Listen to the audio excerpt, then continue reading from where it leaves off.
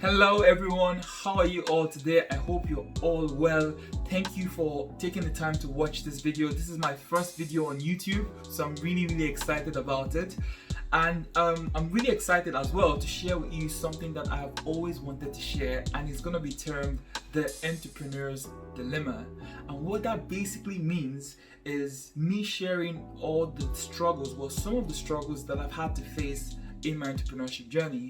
And the reason why I'm sharing this with you guys is because, like I said, I really wanted to share this for a long time. But secondly, and more importantly, is that there's not so much content out there, or I haven't seen that much content out there of entrepreneurs sharing, talking about their struggles whilst they're in the struggle. It's always when they kind of achieve that level of stardom and then they relate back to those struggles that they faced early on in their journey. So yeah, it's going to be really exciting. But first things first, let me talk about the people that this video is for. One, this is for people that are thinking about starting their journey in entrepreneurship.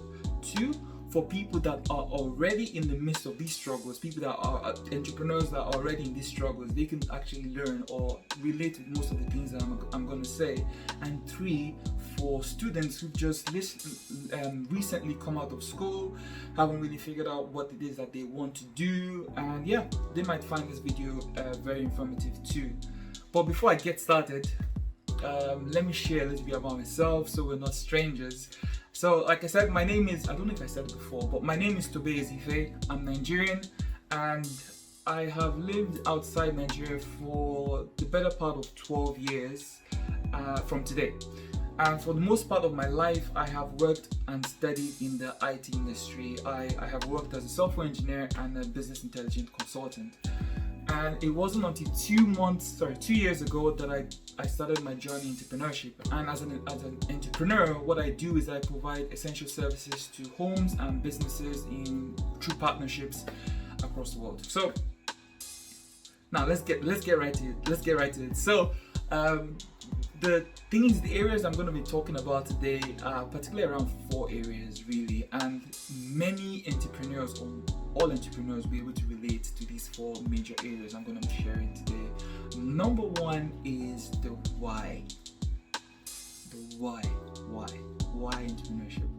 And number 2 is the trade-off. So things that entrepreneurs have to trade off, when they begin their journey, especially early on in their journey, in their career.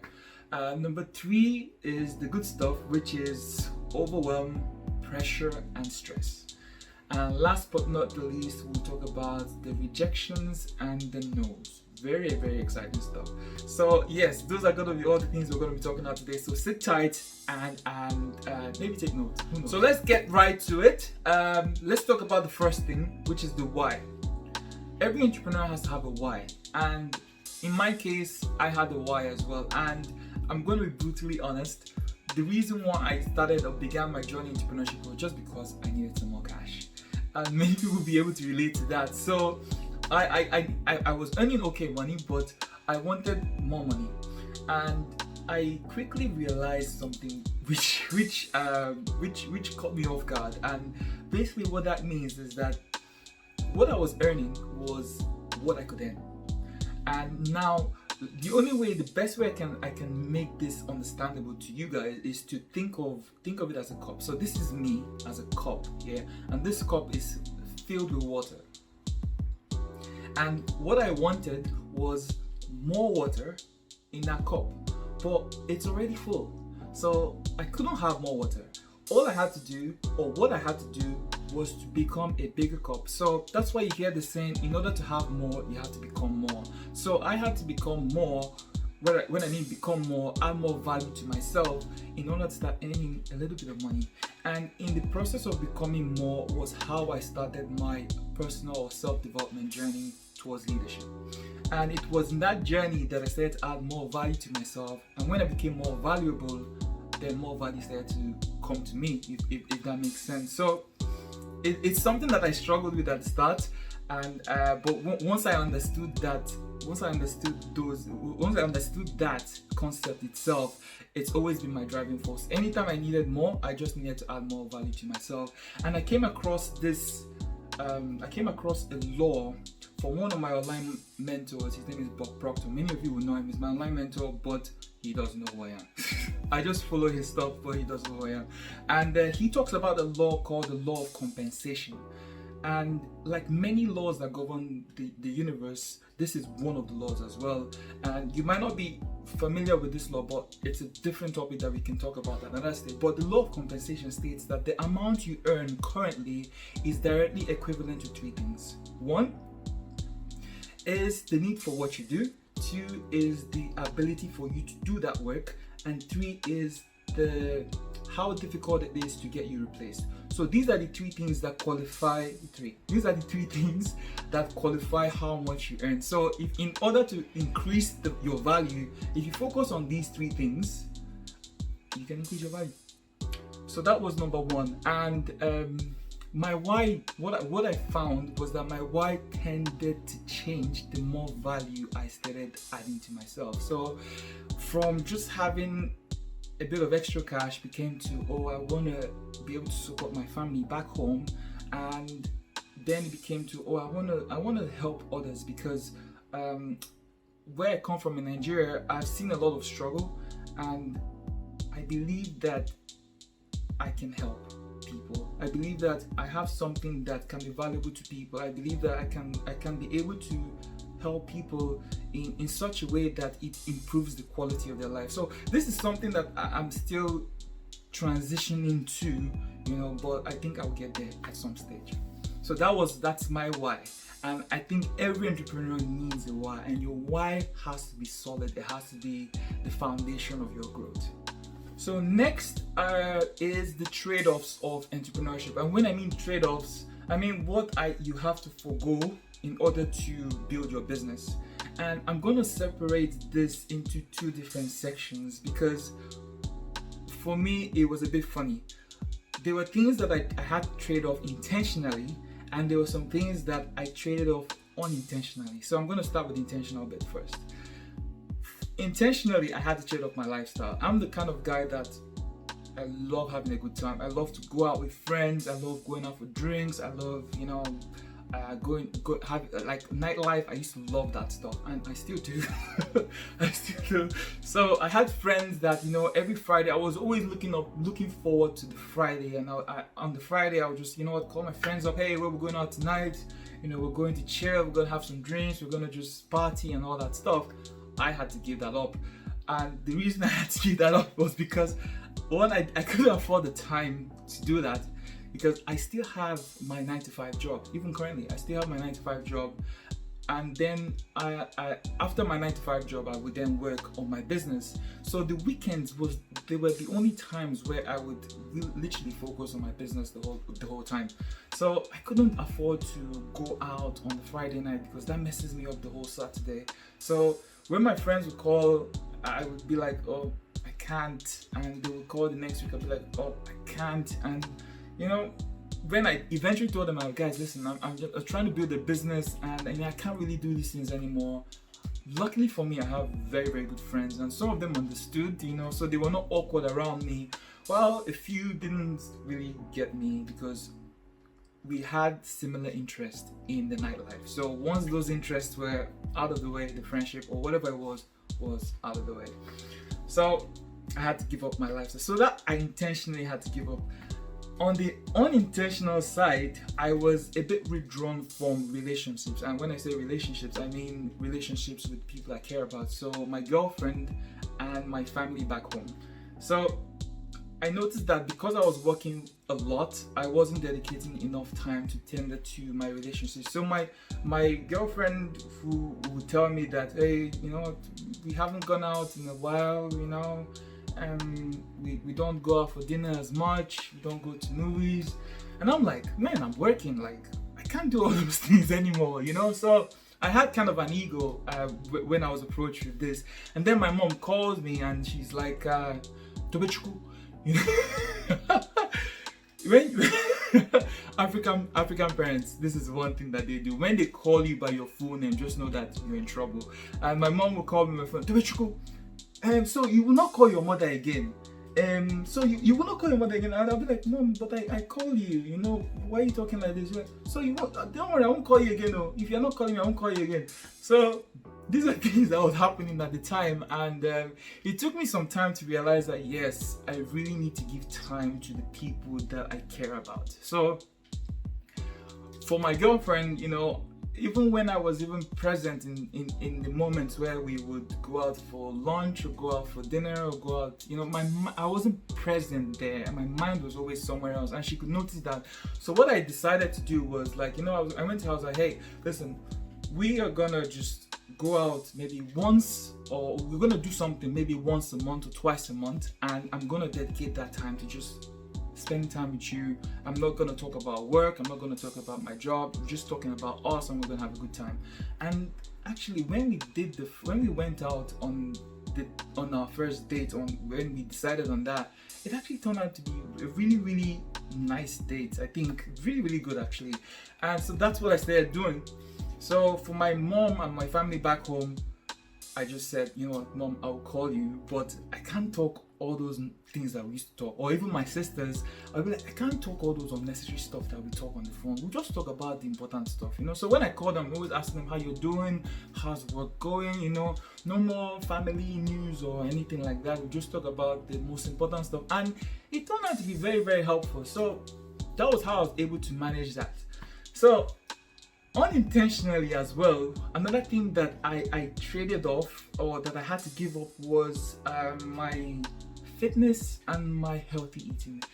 Anyone who knows me knows that I love fitness and I love healthy eating. Actually, I love cooking my food, adding all the mede, everything like that.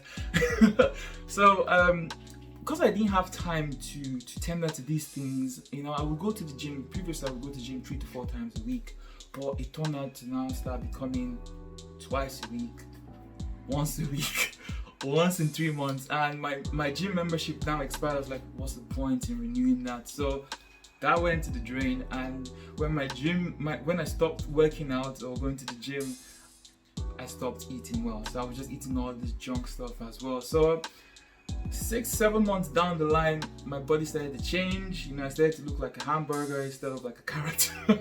So it started to affect my confidence, and it's just up until recently that I've started becoming more active again, because I realized that these things make me more confident. Like if I go to the gym, if I eat healthy, they make me more confident, and they make me more efficient in the work that I'm doing. So it's better to keep them or make time for them, So what I started doing was I started running, and I hate running, but I had to do it because I had to stay fit, I had to stay active. So on my lunch breaks at work, rather than just having lunch, I would just go for a 40-minute run or 45-minute run, do like a 5k or 8k, and that was working well. That made me active, that made me going, that kept me going. So I just substituted a few things, but now I'm coming back to the gym, I'm coming back to healthy eating, and it's really helping me a lot. So the next area is overwhelm, pressure, and stress. Now this one dealt with me really badly, because overwhelm is not something that I have ever experienced in my life, and it came in so subtle and just kind of exploded. Like, it was so painful. And the reason why I was having all these feelings was because my brain wasn't used to handling this much work that required 2 different skill sets. So at work, I had to be analytical, IT stuff, but outside work, I had to be business and customer focused, and it was totally different skill sets. So my brain transitioning between these 2 things, sometimes overlapping between these 2 things, it just messed with my head so bad. And I remember having these moments where my heart would beat so fast that I would be scared. I'll be so afraid of what was going to happen to me. I wasn't sure, and it was really tough. And it started to affect me mentally. It was affecting me at work, and and yeah, it was affecting me at work. And oh man, just thinking about it now just brings back some very bad memories. But I remember this day at work where I was talking to my manager, and he was asking me a question, a very simple question, that I would know this answer, and for the life of me I couldn't remember what it was. And he took me aside. He's like, "Toby, what's wrong? What's going on?" And I was really doing bad. I was doing really, really bad at work. I couldn't do things well. I was making too many mistakes. I missed out on 2 promotions at work. And this is someone that the year before I started my entrepreneurship journey, I was awarded the best employee. The year afterwards, I couldn't hit my promotions, and it really hit me really bad. So I didn't know what to do. After I had that conversation with my manager, I literally walked outside, and I was in tears. I was very vulnerable at that time, and it was tough. So what I did was thank God for friends. Thank God for good friends. I spoke to a few friends of mine. They started as business partners and now became friends. I spoke to them about this thing. I was like, "Man, guys, listen, is anyone going through this? I can't handle this kind of stuff." And one of my friends said, "Have you tried meditation?" I'm like, "What? Meditation? Okay, what is that?" It's like, it's meditation. It's meditation. You just quiet your mind and just relax and just take a moment to yourself, no distractions and stuff like that. I was like, okay, I will try it. So I literally went home after that night, and I watched one video on meditation, just one 20-minute video on how to meditate, and I played some very subtle binaural beat, and I just said, let me try it. And my God, the weight lifted off my shoulders. God, I couldn't even express it in words. It was like my brain needed a sleep or a rest that it has been asking for so long. And I find meditation so vital and important in our lives. And I would recommend it to anyone, because you just put your mind at rest. And my mind was just working overtime with things that it didn't know how to do, plus things it knew how to do, but it was now starting to mess up at doing. So yeah, meditation really helped me, and I would definitely recommend meditation to anyone. And I can do a different topic on meditation if you guys would like. Maybe I'll do a different topic on meditation. I think it's very, very vital. So when I was going through those moments, meditation started to help me, and my brain was just, every time I meditate, my brain would just relax, calm down, and then it'd be easy for me to focus on other things. So yeah. So last but not the least, the rejections and the no's. Now, every entrepreneur is gonna have to face this. This is inevitable for all entrepreneurs. You're gonna have to face the no's and the rejections, and they hurt, especially when they come from family and friends. But there's some things that you have to know. Number one is, it's not about you. It literally is not about you. And yeah, it's hard to understand that, but let me just give you some insight to how I think about it. So when you start on your entrepreneurship journey, especially when you're starting out, people see you differently because they've known you a certain way for a number of years, and now all of a sudden you're now an entrepreneur. How? It's change, and people don't really like change. So when you start to make these changes and then you start to offer people service, people are like, no, I don't want, do you understand? I don't want these services. So don't take it personal, really, don't take it personal. It's really not about you. What you have to understand is that you're not credible enough yet. And longevity builds your credibility. So if you stay in the business long enough, then you have a more solid you become more credible. That's number one. Number two is that be professional at all times, regardless of who you're giving the service to, regardless if it's your sister or if it's your aunt or if it's your nephew, always be professional. Actually, even be more professional when you're offering them a service, so that they can help you. You know. So that's second. Number two is that understand that the yeses will build your business, while the no's will build your character. And you can't have a good character. You can't have a sustainable business without a good character. And last but not the least is have a strong why. Your why is very important. If you don't have a strong why, when these things happen, you know, it will sway you. Do you understand? So you have to have a solid why. You have to define your why. Whatever it is for you, you have to really define it. And for me, my why has changed, you know, as I've grown. You know, it was always about, you know, getting a few bucks, you know, just having extra money, buy a car, get a house, you know. Then it became, okay, I want to help my family, I want to support my mom and dad, I want to help them retire and just, you know, enjoy the rest of their life.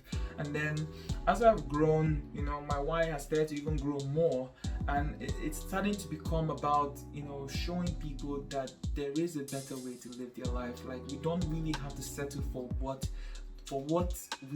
given to us. Do you understand? And I think entrepreneurs, they can be a beacon of light to reach out to so many people who are struggling, and particularly people in my country, because I really feel bad for, you know, my country in some cases, because we have a lot of troubles there. We have an unemployment going through the roof, and you know, and these are based on decisions on our leaders that are not really doing their job to support especially the youth. And I feel like entrepreneurs can come in and, you know, make a stand to support, you know, development, especially in my country, Nigeria. So yeah, excuse my rant on that, but yeah, have a solid why. And I'm going to leave you with one quote, and this is a quote from Nelson Mandela. He says, "There is no passion to be found settling in for something small, or settling in for something that's less than what you're capable of having." So ladies and gentlemen, I really hope that you enjoyed this video. Do me one big favor, just one favor, and share this video with someone who you know is an entrepreneur or starting a career towards entrepreneurship. Share it with them. Let me know what they think, and give me a comment, or send me a message, hit me up. I will put all my details below this video, and so you can hit me up anytime if you have any questions, or if you like to connect. Perfect. So, and to end that, thank you so much. Thank you so much for your time. Thank you so much for dedicating this moment to just watch and listen to what I have to say. I really appreciate that. God bless you. Have a good one. Bye now.